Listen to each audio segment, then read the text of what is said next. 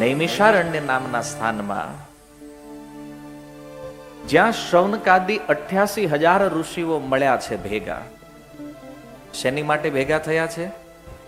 બોલે સત્સંગ કરવા માટે. જુઓ, મનુષ્ય જીવનમાં કરવા યોગ્ય કાર્ય જે છે ને એ સત્સંગ છે. કારણ કે આપણા મનમાં સંશય બહુ છે. ઘણા લોકો પૂછે ને સત્સંગ શું કામ? સત્સંગ એટલા માટે કરવાનો છે કારણ કે આપણા મનમાં જે સંદેહ છે ને, આ સંદેહનો નાશ કેવલ સત્સંગ કરી શકે. તો આ 88,000 ઋષિ મુનિઓ ભેગા થયા છે સત્સંગ કરવા માટે. એના મનમાં કંઈક સંશય છે જેનો ઉત્તર એણે પ્રાપ્ત કરવો છે. અને સત્સંગ વગેરે થાય નહીં. રામચરિત માનસ કહે છે, તબ હી હોઈ સબ સંશય ભંગા, જબ બહુ કાલ કરીય સત્સંગા. કે છે આપણા મનમાં કોઈ સંદેહ હોય, કોઈ સંશય હોય તો એ સત્સંગ દૂર કરે એ વાત સત્ય છે, પણ કેવી રીતે? તો કે છે તબહી હોય સબ સંશય ભંગા. આ બધા સંશયો ત્યારે જશે જબ બહુ કાલ કરીએ સત્સંગ. જ્યારે બહુ લાંબો સમય સત્સંગ હાલે ને ત્યારે આ બધો ડાઉટ જાય. આમાં ઘણા લોકો હાવ નવા હશે, પહેલી વાર આવ્યા હશે. ઘણા ક્યારેક ક્યારેક કથાઓ સાંભળી હશે, ઘણા સાંભળવામાં એક્સપર્ટ હશે. આમાં જો બધાનું અલગ અલગ વિઝન હોય. ઘણાને એમ થાય કે આ બધું શું હાલે છે કઈ ખબર પડતી નથી કે આમાં. એ શરૂઆત છે, બધી લિંક પકડાશે ધીમે ધીમે. કારણ કે કોઈ દી નો બેઠા હોય એટલે એમ કે ડાયરેક્ટ થોડું ઘૂસી જાય અંદર. ખબર જ ન હોય ક્યાંથી ક્યાં ગાડી હાલે છે, એમ ઉતરવાનું નથી. એ તો 7 દિવસ બેહીને કમ્પ્લીટ શ્રવણ થાય ને તો એમ થાય થોડુંક આ કંઈક કંઈક ખબર પડી, આમાં કંઈક છે, આમાં કંઈક કરવા જેવું છે. તો ગોસ્વામીજી કહે છે બહુકાલ, જ્યારે જીવનનો લાંબો સમય સત્સંગમાં જાય ત્યારે જીવના સંદેહ નષ્ટ થાય છે. આ બધા સંશયો નષ્ટ થાય છે. તો ખૂબ લાંબા સમયથી નૈમિષારણ્યમાં ઋષિઓ બેઠા છે, જેમાં સૂત ગોસ્વામીનું આગમન થયું છે. જેવા સૂતજી આવ્યા, શૌનકાદી ઋષિઓએ પોતાના સંશય, પોતાના પ્રશ્નો જે છે એમની સામે રજૂ કર્યા. અને એનો ઉત્તર આપતા સૂતજી કહે છે, પ્રીતિ શૌનક ચિત્તે તે યતો વચ્મિ વિચાર્ય ચ સર્વ સિદ્ધાંત નિષ્પન્નમ સંસાર ભયનાશનમ. કે છે હે શૌનકાદી ઋષિઓ, તમારા તમામ સંશયનો સંદેહ દૂર કરવા માટે હું તમને સર્વ સિદ્ધાંતોનો સાર સંભળાવું છું. શા માટે? પ્રીતિ શૌનક ચિત્તે તે, કારણ કે તમારા ચિત્તમાં ભગવાન પ્રતિ પ્રેમ છે, એટલા માટે હું આ સંભળાવી રહ્યો છું. તો જો ભગવાનની કથા સાંભળવા માટે સૌથી પહેલી યોગ્યતા જે છે એ છે ભગવાન પ્રતિ પ્રેમ હોવો જોઈએ. એના માટે કથા સુલભ છે, સરળ છે સમજવામાં પણ જેને ભગવાન હારે કઈ લેવા દેવા જ ન હોય એને થોડુંક અઘરું છે. માની લો ડેઈલી સ્કૂલે જતા હોય, ભણતા હોય, એ વિદ્યાર્થી માટે વિદ્યાભ્યાસ સરળ છે.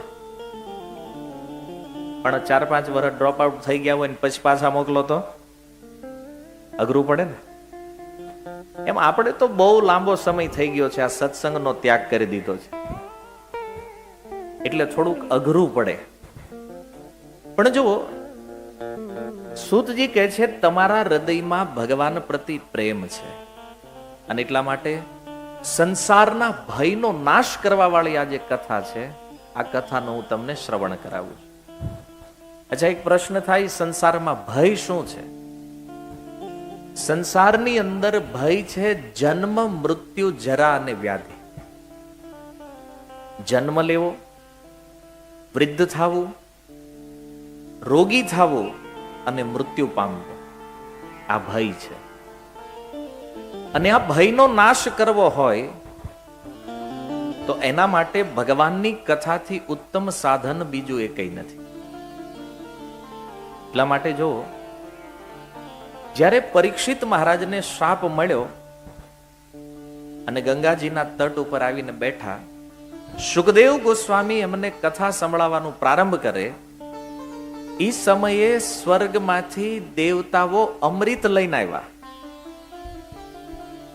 અમૃત લાવી અને સુખદેવ ગોસ્વામીને કહે છે, આ અમૃત પરીક્ષિતને આપો, કારણ કે એને મરવાનું છે ને 7 દિવસમાં, તો આ અમૃત એને પીવડાવી દો. તો સુખદેવજી કહે છે એના બદલામાં, બોલે બદલામાં હરિ કથા અમૃત અમારે જોતું છે. જો આ વાતથી તમને સમજાય છે કથાની મહત્તા શું છે. અમૃતના બદલામાં દેવતાઓ કથા લેવા આવ્યા છે, અમૃત આપીને. તો વિચાર કરો, એ કથાની કિંમત કેટલી હશે? અમૃતના બદલામાં લેવાની છે. અને એક આપણે અહીં બેઠા છીએ તો એમ થાય છે કે સારું ખોટું વજમાં બેહાઈ ગયું છે. એના એમ થાય કે પણ હવે ઊભું થવું, આમાં ક્યાં નીકળવું, ઈ કે જુઓ, કથાની કિંમત જેવી રીતે હીરાની કિંમત એક અસલી ઝવેરી જાણે, એમ કથાની કિંમત કોઈ કૃષ્ણનો પ્રેમી હોય ને એ જ જાણે. બાકી બધા માટે તો હું છે એ ખબર નથી, પણ અસલી ઝવેરી આ છે કથાનો. તમે જુઓ, અમૃત મળ્યું, સુખદેવજીએ પરીક્ષિત મહારાજ સામે જોયું, એનું કે પીવું છે કે નથી પીવું, વાત નથી થઈ, પૂછ્યું નથી, શબ્દ નથી, કેવલ આંખથી આંખ મળી અને પરીક્ષિત મહારાજે કહી દીધું, મહારાજ આ આપણે લેવાનું થતું નથી. સુખદેવજીએ પૂછ્યું, એટલે આ અમૃત છે, આ પી જઈશ તો મરીશ નહીં તું. ત્યારે પરીક્ષિત મહારાજ કહે છે, હે સુખદેવજી, આ અમૃત કદાચ મેં પી લીધું, કેટલા દી નહીં મરું હું. માની લો સંસારમાં કોઈને એવું હોય કે અમૃત પીવાય અમર થઈ જાય, તો એવું નથી હો, વેમમાં ન રહેતા. રાવણે પીધું તું, મરી ગયો કે નહીં? ઘણા ઉદાહરણો છે અમૃત પીવા વાળાના. આ દેવતાઓ એની પાસે આ છે. અષ્ટમ સ્કંદમાં કથા છે કે જયારે દેવાસુર સંગ્રામ થયો, અમૃત પીધું ને દેવતાઓએ, અને દેવાસુર સંગ્રામમાં દેવતાઓના પણ મૃત્યુ થયા છે. અમૃત થોડોક સમય લાઈફ એક્સટેન્ડ કરીએ કે વધારીએ કે થોડી, એ સદા માટે અમરત્વ ન આપીએ કે. પરીક્ષિત મહારાજ કહે છે, જો આ અમૃત હું લઈ લઈશ ને આજે, તો હું થોડા દિવસ તો મારા મૃત્યુથી બચી જઈશ, મારે એક દિવસ મરવાનું તો છે, પણ આ હરિકથા અમૃતથી મને જે ભગવાનનું ધામ મળવાનું છે, આનાથી હું વંચિત રહી જઈશ. અને એકવાર જો હું ધામમાં વયો ગયો તો ન્યા તો ફરીને મરવાનું છે જ નહીં. તો આ અમૃતને લઈને હું કરવું જ મારે નથી પીવાનું થતું. આપણે જો ભગવાનની કથા મળતી હતી ને, પરીક્ષિત મહારાજે અમૃત ઠોકરાવી દીધું. અને આપણે તો નાની મોટી વાતો, નાના મોટા કામ નથી મૂકી શકતા. એવું એક તો દુર્લભ છે આ કથા, અને એમાંય કંઈક પ્રાપ્ત થઈ રહી છે તો કે અમારા આ કામ આવી ગયું, ઓલું કામ આવી ગયું. આ બધા કામ જે છે ને આપણે એ મૃત્યુ તરફ લઈ જવા વાળા છે. એક દિવસ આ જીવનના અંત બાજુ વહેલા લઈ જવા વાળા છે. પણ આ ભાગવત કથા એક એવું કાર્ય છે કે જે આપણા આયુષ્યને સનાતન સમય માટે અમરત્વ પ્રદાન કરે છે, સનાતન સમય માટે જીવને અમરતા આપે છે. એ આ ભાગવત છે.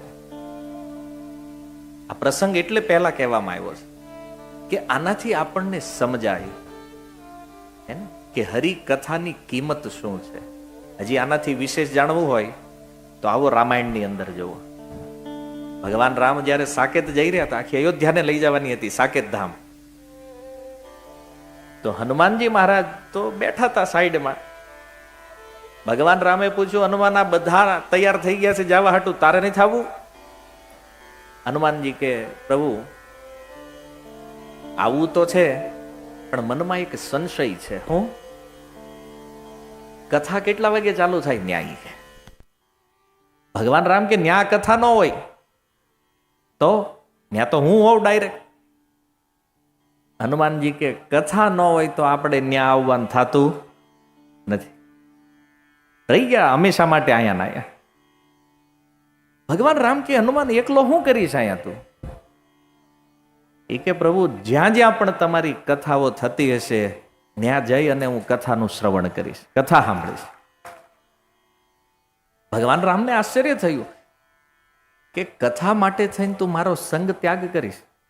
હનુમાનજી મહારાજ કે પ્રભુ ખોટું ન લગાડતા, પણ જો હું સાકેત આવું તમારી સાથે તો ત્યાં મને તમે તો મળી જાઓ, પણ તમારી કથા મળવાની નથી.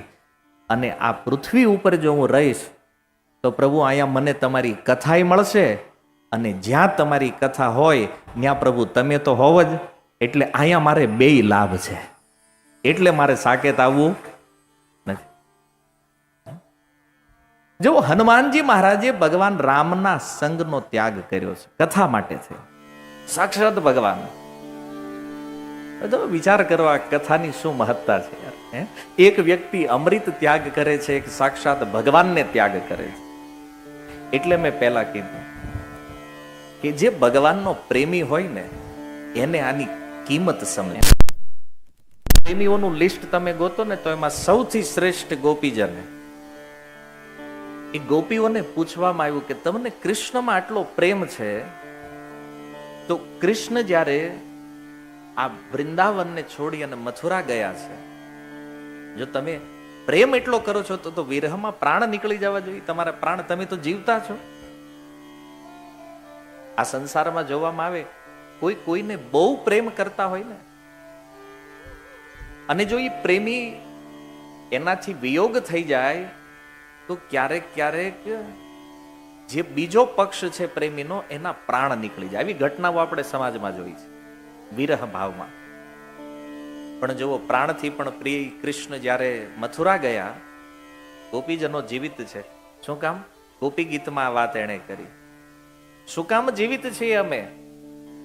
તવ કથામૃતમ તપ્ત જીવનમ. એ કૃષ્ણની કથા જે છે ને, તવ કથામૃતમ, હે કૃષ્ણ તમારી કથા અમૃતમ, અમારા માટે અમૃત છે. અમે કથાના સહારે જીવિત છીએ.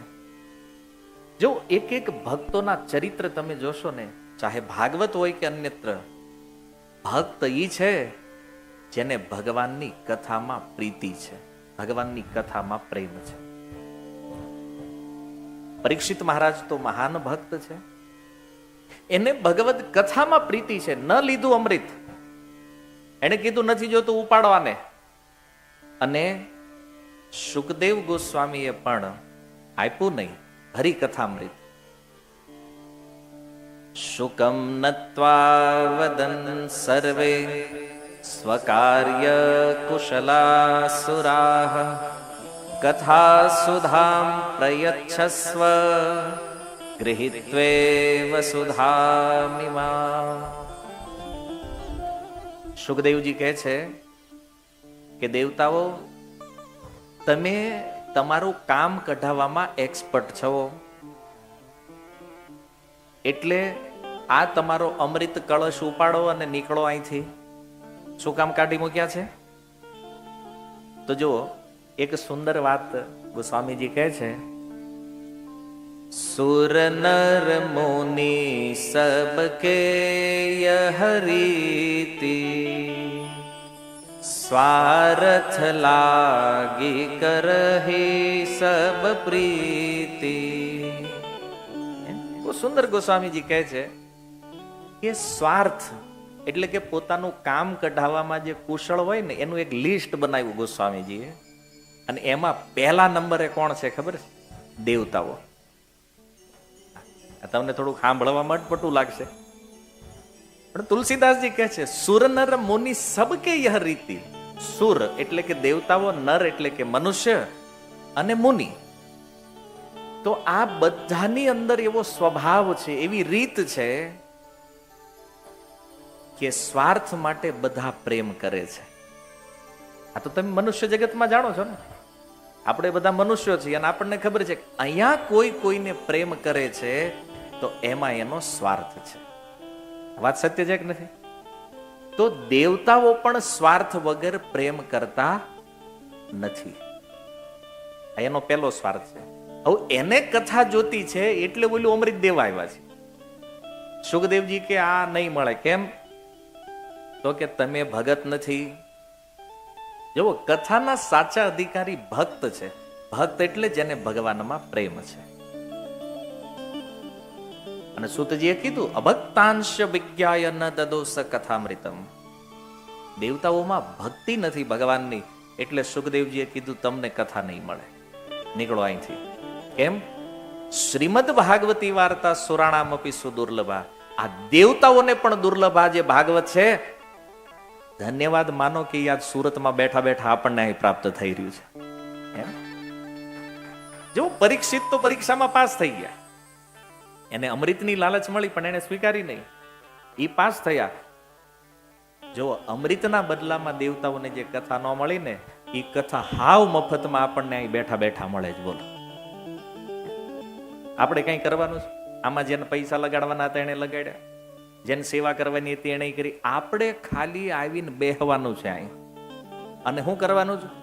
કાન ખુલ્લા રાખવાના છે ખાલી. બસ આંખ ભલ બંધ થઈ જાય, વાંધો નહીં. અને મને દેખાતું નથી આમાં જાગે જ કેટલા, ખુઈ ગયા કેટલા. આંખ બંધ થાય એનો વાંધો નહીં, પણ કાન બંધ થવા જોઈએ.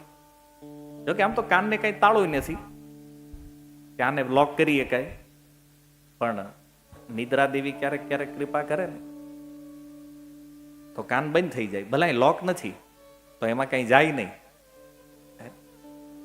પણ જુઓ, શીલ પ્રભુપાદ જેવા સંતો અને આ દિવ્ય ગુરુ પરંપરાના પ્રભાવથી, આ વૈષ્ણવ પરંપરાઓના પ્રભાવથી આ ભાગવત આજ મને તમને અહીંયા સુલભ થયું છે. અમૃત દેતા જે નથી મળતું ને એ આપણને સુલભ થઈ ગયું. એ આવા ગુરુજનોની કૃપા છે. ન મળ્યું દેવતાઓને, સુખદેવજીએ ત્યાંથી એને બહાર કાઢી મૂક્યા. અને આ રીતે શ્રીમદ ભાગવતની આ સુંદર મહિમાને સ્થાપિત કરી